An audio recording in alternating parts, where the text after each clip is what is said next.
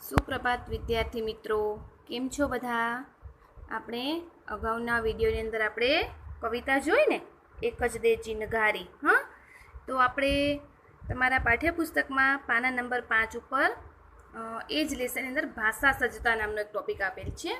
ભાષા સજ્જતાની અંદર તમારે ગુજરાતી વ્યાકરણના થોડા કરતાને ટોપિક આવે છે. હા, અને અત્યારે આ જે તમારો બેઝિક છે તો તમારે એકદમ યાદ રાખવાનું. તો તમારે જ્યાં સુધી આગળ ભણશો ત્યાં સુધી તમારે ગુજરાતી વ્યાકરણ છે એ કામ લાગશે. હા, તો આપણે જોઈએ કે ભાષા સજ્જતામાં આજે વ્યાકરણનો કયો ટોપિક લીધેલ છે. તો અહીં આપેલ છે સ્વર અને વ્યંજન. આ શબ્દો તો તમે કદાચ નાનપણથી સાંભળતા આવો છો ને, સ્વર અને વ્યંજન.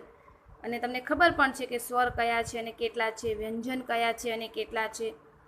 પણ સ્વર અને વ્યંજનને કેવી રીતે બોલવા, એનો ઉચ્ચારણ કેવી રીતે કરવું, તો આપણે આજે આ ટોપિકમાં એ શીખીશું. સૌથી પહેલાં તો આપેલ છે કે ભાષાનો નાનામાં નાનો ઘટક તે ધ્વનિ છે. ધ્વનિ એટલે અવાજ. આપણે જે પણ બોલતા હોય ને, રણકાર થાય ને, જે પણ એ અવાજ, એને ધ્વનિ કહેવાય. તો કહે છે કે ભાષાનો જે નાનામાં નાનો એકમ છે એ ધ્વનિ છે. ભાષાના આવા ધ્વનિઓને આપણે પરંપરાથી સ્વર અને વ્યંજન તરીકે ઓળખીએ છીએ ને, નાના ધોરણથી, પહેલા ધોરણથી જ સ્વર અને વ્યંજન.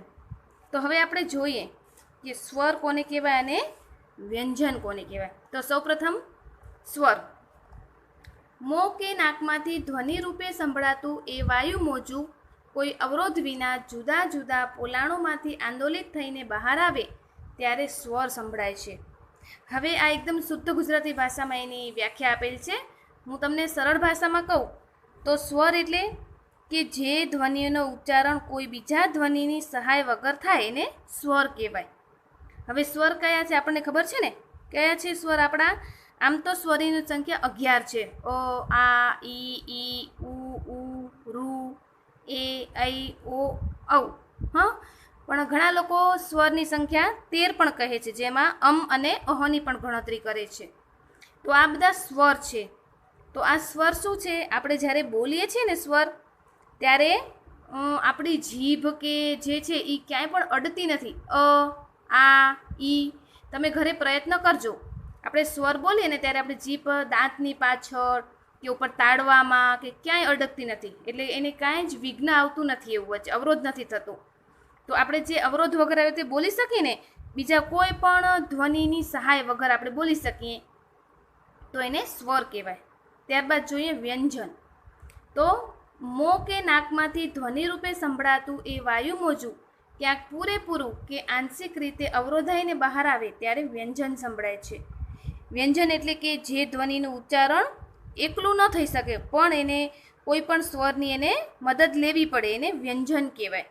હવે વ્યંજન કેટલા છે આપણા ગુજરાતી ભાષામાં? તો કુલ 34 વ્યંજન છે. હા, તો વ્યંજન પણ આપણને ખ્યાલ જ છે.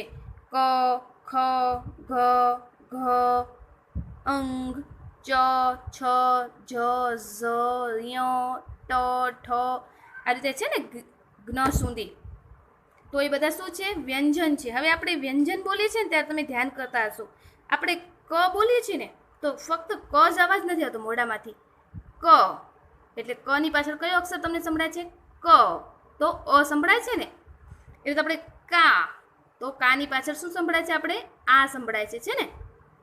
તો ફક્ત આપણે ક ને એકલો નથી બોલી શકતા, એની સાથે અ પણ બોલીએ છીએ ને, એની સાથે એને સ્વરની મદદ જોઈએ છે ને, તો એને કહેવાય વ્યંજન. હવે વ્યંજનની વ્યાખ્યા આપેલ છે કે વ્યંજન એટલે વી વત્તા અંજન. અંજન એટલે આંજવું. આપણે કહેતા હોય ને આંજણ આંજવી, અંજન એટલે આંજવું અથવા એની મેળવણ કરવી, તો એને કહેવાય વ્યંજન. જે ધ્વનિ ઘટક એકલો ન ઉચ્ચારે પણ સ્વરની વિશિષ્ટ મેળવણી કરવી પડે તેને વ્યંજન કહેવાય. જે મેં તમને કીધું ને, ક ની સાથે આપણે અ બોલીએ છીએ, ફક્ત ક નથી બોલાતો એકલો. હવે એના બીજા વ્યંજનના પ્રકાર છે. એક તો ઘોષ ધ્વનિ અને અઘોષ ધ્વનિ, અને બીજું આવે અલ્પપ્રાણ અને મહાપ્રાણ. આવી રીતે બંને અલગ અલગ છે. તો હું તમને પહેલાં સમજાવું કે અઘોષ ધ્વનિ અને ઘોષ ધ્વનિ શું છે તે. અઘોષ ધ્વનિ એટલે કે નાદતંત્રી મહદ અંશે અલ્પ માત્રામાં કંપે ને જે ધ્વનિ ઉત્પન્ન થાય તે અઘોષ ધ્વનિ. જેમ કે આપણે કહીએ ને કે અઘોષ ધ્વનિ જે આપણે વ્યંજનનું ઉચ્ચારણ કરીને એ આપણા કાનને એનો જે રણકો હોય ને એ કાનને કઠોર લાગે આમ. જેમ કે ઉદાહરણ આપેલ છે ને ક ખ ચ છ, એટલે આમ કંપન થાય, પણ કેવું કંપન થાય? ઓછી માત્રામાં થાય, એને અઘોષ ધ્વનિ કહેવાય. પછી ઘોષ ધ્વનિ.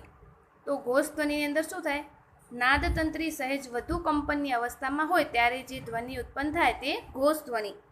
એટલે કે જે વ્યંજનનો ઉચ્ચારણમાં આમ કોમળતાનો રણકો હોય એને ઘોષ ધ્વનિ કહેવાય.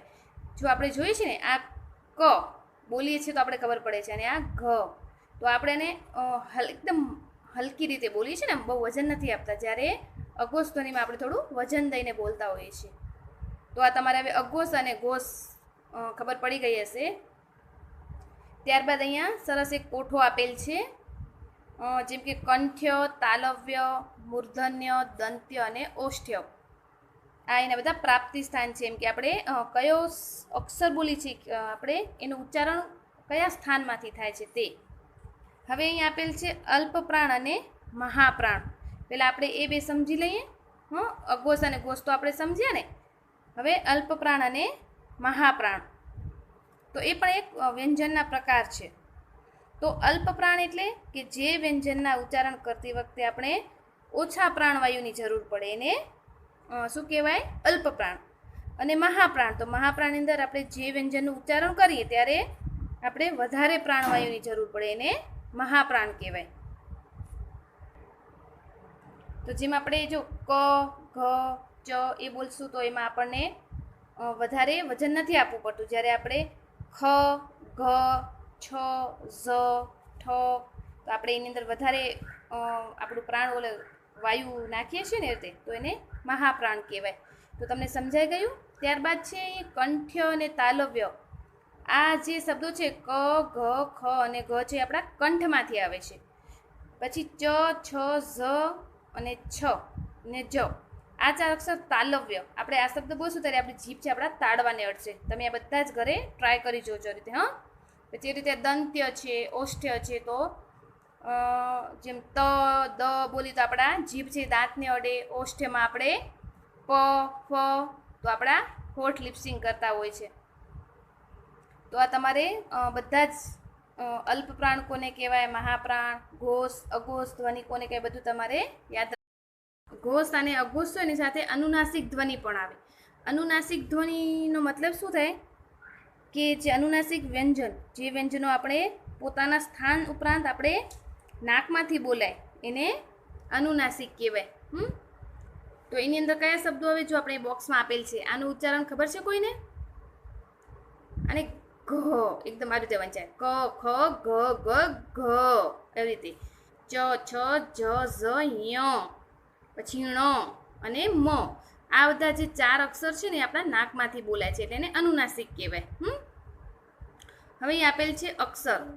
મોટે ભાગે આપણે વર્ણને જ અક્ષર કહીએ છીએ, પણ ભાષાના વિદ્યાર્થી તરીકે આપણે એનો ભેદ સમજી લેવો જોઈએ કે વર્ણમાં સ્વર અને વ્યંજનનો સમાવેશ થાય, અને અક્ષરમાં ધ્વનિની સ્વરની તીવ્રતા હોય.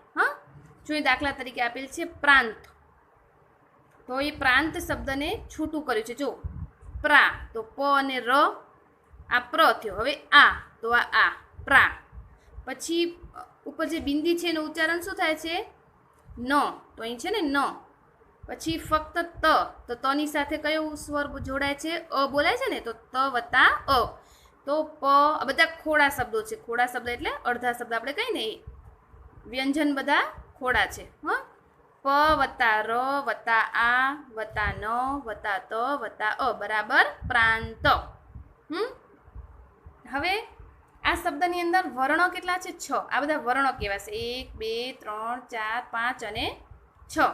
એ વર્ણની અંદર સ્વર અને વ્યંજન બંને આવી જાય. પણ અક્ષર કેટલા છે? ફક્ત 2 જ છે. આ અક્ષર કહેવાય, 1 અને આ 2. આ પ્રા છે એક અક્ષર અને ત છે એ બીજો અક્ષર. એટલે તમારે વર્ણ અને અક્ષરમાં જે તફાવત છે એ ખ્યાલ આવી ગયો હશે. અને વર્ણ હોય એની અંદર સ્વરોનો સમાવેશ થાય છે. તો જો હવે નીચે આપેલ છે ઉદાહરણ તરીકે કે નીચેના વ્યંજન સ્વરને જોડીને શબ્દ બનાવો. આમ તો તમે અગાઉના ધોરણમાં પણ શીખી ગયા હશો. ક વત્તા અ બરાબર ક, ક વત્તા આ બરાબર કા, ક વત્તા ઈ બરાબર કી, ક વત્તા ઈ બરાબર કી. આવી રીતે એ કની લાઈન છે, રીતે ખ ગ ગ છે જ્ઞ સુધીની લાઈન આપણે રીતે આવે છે. અને એ રીતે આપણે વ્યંજન અને સ્વરને છૂટા પણ પાડી શકીએ એની ધ્વનિને, અને આપણે એને જોડીને પણ શબ્દ બનાવી શકીએ. તો અહીંયા જુઓ છો તમે, ખ વત્તા અ વત્તા ર વત્તા અ વત્તા ચ વત્તા ઈ. હવે ખ વત્તા અ એટલે ખ, પછી ર વત્તા અ એટલે ર, ચ વત્તા ઈ એટલે ચી, ખ ર ચી. કયો શબ્દ બન્યો આમાં? ખર્ચી. હવે તમે જ્યારે વ્યંજન લખો છો ત્યારે વ્યંજન ફરજિયાત આ રીતે ખોડા કરવાના છે. નીચે તમને લીટા દેખાય છે ને, એને ખોડો શબ્દ કહેવાય. હા, નહીતર આપણો જે જવાબ છે એ ખોટો પડે. જો નીચે આપણે ખોડો ન કરીએ તો એ આખો શબ્દ એનું ઉચ્ચારણ થાય. રીતે ત વત્તા અ એટલે ત, ણ વત્તા અ ણ, ખ વત્તા ઓ ખો, તણ ખો. એ રીતે ચ વત્તા ઈ ચી, ન વત્તા અ ન, ગ વત્તા આ ઘા, ર વત્તા ઈ રી, ચી ન ઘારી. બન્યા ને શબ્દો? તેવી જ રીતે તમારે નીચેના શબ્દોમાંથી ધ્વનિઓ છૂટા પાડી તે સ્વર છે કે વ્યંજન તે જણાવો. તો હવે તમારે નીચેના જે શબ્દો છે એને તમારે છૂટા પાડવાના છે. જ વત્તા અ, ન વત્તા અ બરાબર જન. તો પછી આપણે તે પહેલાં એને ધ્વનિ છૂટી પાડવાની છે. જ વત્તા અ વત્તા ન વત્તા અ બરાબર જન. હવે આપણે એમાંથી સ્વર અને વ્યંજન અલગ પાડવાના છે. તો આપણે જ અને ન છે એ શું છે? વ્યંજન છે. જ્યારે અ વત્તા અ જે અ છે બે એ શું છે? સ્વર છે. એ રીતે તમારે આ બધાની શબ્દોના ધ્વનિ છૂટા પાડી અને સ્વર અને વ્યંજન તમારે લખવાના રહેશે. તો તમે આ ભાષા સજ્જતાની અંદર સ્વર અને વ્યંજન સારી રીતે સમજ્યા હશો. Thank you. Have a nice day.